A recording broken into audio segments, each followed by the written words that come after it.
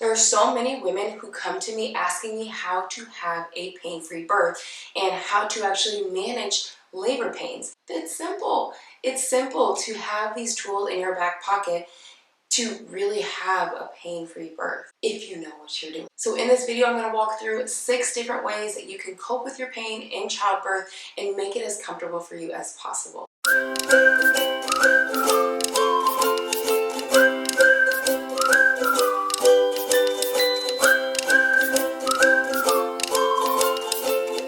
Welcome back to my channel. My name is Chanel. On this channel, we talk everything pregnancy, birth, postpartum, and motherhood the way that you want it to go for your family. So if that sounds like something you're interested in, make sure to hit subscribe and stick around. Now, when it comes to actually giving birth, you have to understand that before we can even jump into these 6 tips, you have to get your mind right.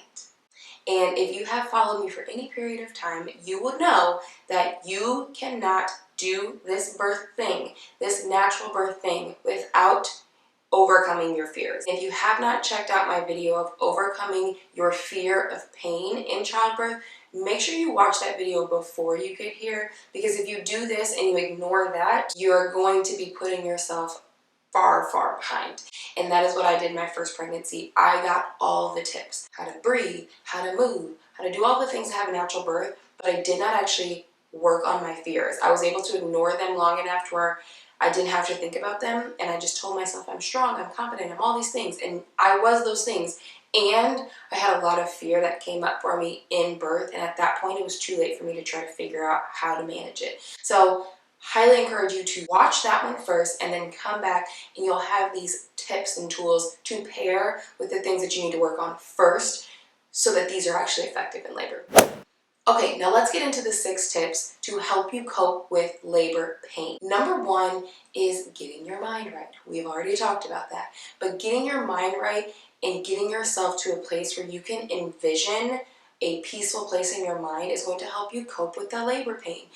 I like to call it a peaceful place, and I talk about that in my course and how to actually find your peaceful place and overcome some of those fears, but you need to work on visual imagery. If you can understand how to take yourself to a place that is peaceful for you, that makes you happy, that makes you smile during a contraction, you can probably manage that 60-second contraction very, very well.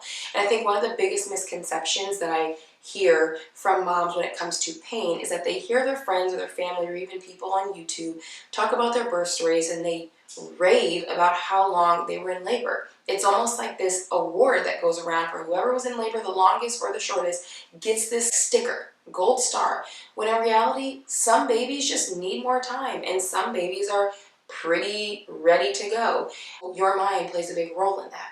If you are overwhelmed or fearful or stressed, it can cause labor to take a little bit longer. But if you feel very relaxed and you're calm and you're open to what's happening to your body and you're not fighting against it, it can happen to make your labor a little bit quicker. So it's important to understand that the time in labor is not a factor that needs to be considered when it comes to pain. For a woman who was in labor for 36 hours versus a woman who was in labor for 8 hours, she still only has to deal with the contraction for 1 minute at a time, maybe 90 seconds as we get closer to the end. You're not in unbearable pain for 36 hours. You're also not in unbearable pain for 8 hours. You have time, 4 to 5 minutes even, in between each of those contractions. So if that puts anything into perspective for you when you're thinking about labor pain, whether this becomes a painful experience for you or it doesn't, you can do anything for 1 minute. You just have to get your mind ready for that and prepared for that so that you can manage the 1 minute and then rest for the next 4. And as you get closer to the end, they tend to come closer together. I am also only talking about spontaneous labor. I am not talking about you getting induced, because that is a completely different situation. And yes, being induced can cause labor to be painful. You can still manage it very well and you can still be pain-free, but it tends to be a little bit more difficult because your body is being forced to do something it's not ready to do. So yes, for somebody who got induced, they probably did experience pain. I did when I was induced, and it was not fun. Either way, we need to get your mind right. Practice visual imagery. I have a video all about how to prepare your mind for labor. That is linked below, so make sure you check that out and you can practice some of those things in your pregnancy. Number 2 is breathing exercises. If you do not understand the importance of breathing, diaphragmatic breathing, you need to understand it and get it figured out now. Breathing is a comfort measure. Learning how to have relaxation breaths is crucial because it will allow for you to maintain calm in your body. It also allows your pelvic floor to do what it needs to do so that your baby can descend into your pelvis. So it is important to understand that learning how to properly breathe during labor and in stressful moments will help you cope with pain because it allows you to focus in on your breathing and not on your body. And a lot of times with my clients, I even count for them because there is a pattern that you can use with breathing. I'll link my breathing video down below. But if you just focus on the count and your partner supports you with that, the breathing can help you cope with the discomfort because you're thinking about just keeping your breath on track rather than what's going on in your body. Number 3 is position changes and movement. Contrary to belief, sitting still in a bed is not going to make you more comfortable. You need to be moving around in labor because movement is a comfort measure. That means you should be walking, you should be marching, you should be getting on hands and knees. There are so many different ways, rocking back and forth, rocking side to side. You can do these on your knees or you can do them standing up.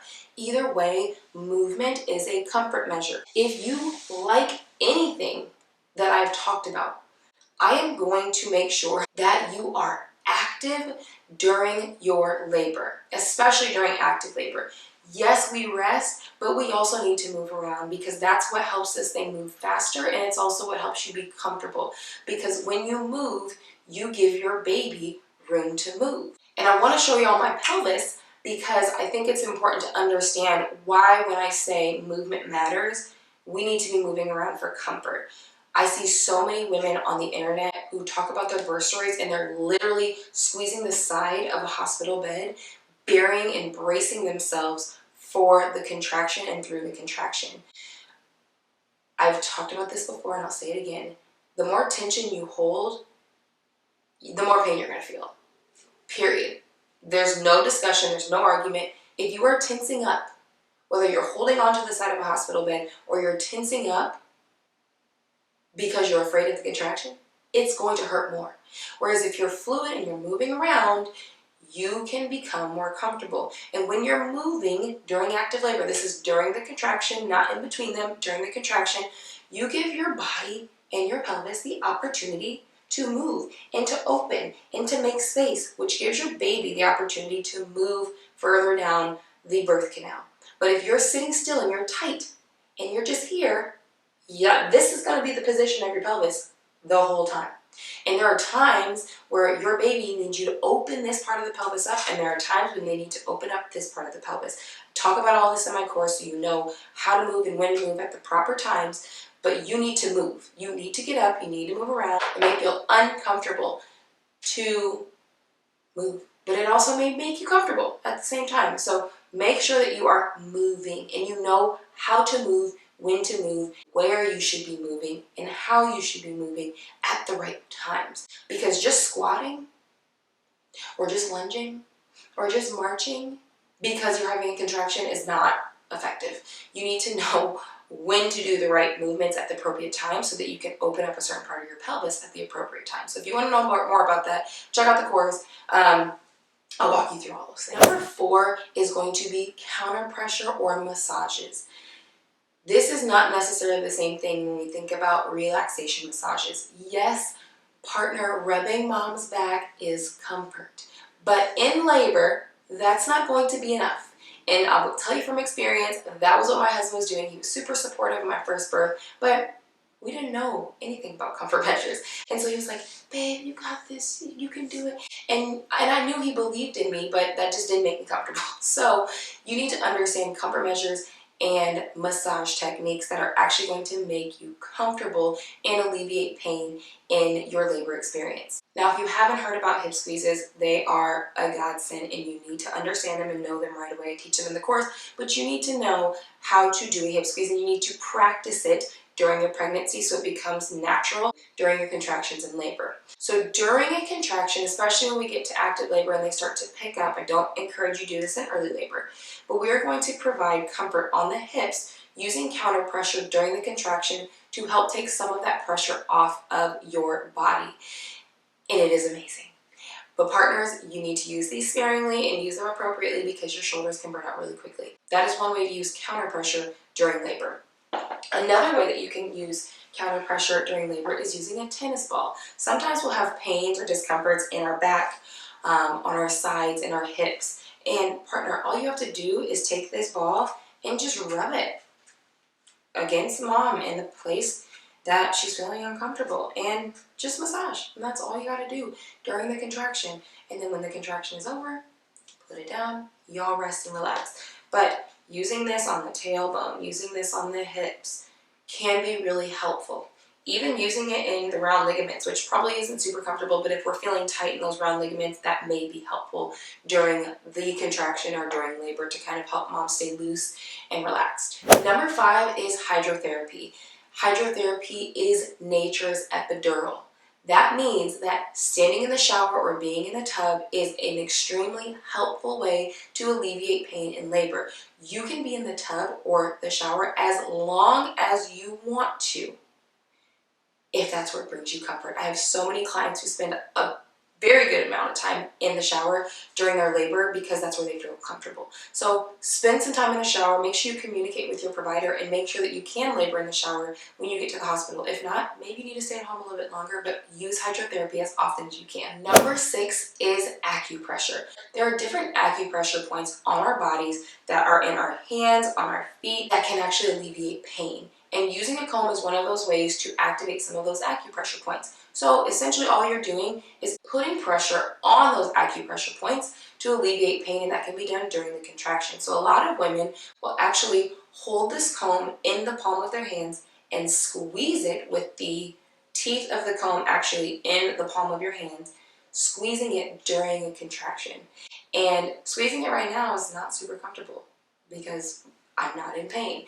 But during a contraction, it can actually take your mind off of the pain and actually stimulate positive neurons to go to your brain rather than the pain receptors that are trying to go to your brain, which make your body feel pain. It is all due to the gate control theory. Look it up. I don't have time to talk about it today, but look it up. I talk about it in the course. Acupressure can really help with the coping mechanisms of labor. I teach an exercise using ice, and I'll link that down below. You can use that. But this is probably one of the easiest ways to have some level of control in labor, and squeeze this comb during the contraction to help you feel less pain. All right, y'all, those are my 6 tips for coping with pain in labor. Now remember, every single person's experience is unique, and not every single one of these things may work for you, but try them, practice them, and make sure that you have them in your back pocket so that you can feel and experience a pain-free birth, because you deserve that and you are capable of that, but you got to get your mind and your body right. It is important to make sure that you are communicating through your birth plan with your provider on all the things that you expect and desire to use in labor so that everybody's on the same page and can support you. And now I want to know from you, what coping mechanism do you think you are going to use the most during labor? Drop it in the comments below. I'd love to read what you plan on using. All right, y'all, that's it from me. I will see y'all on the next video.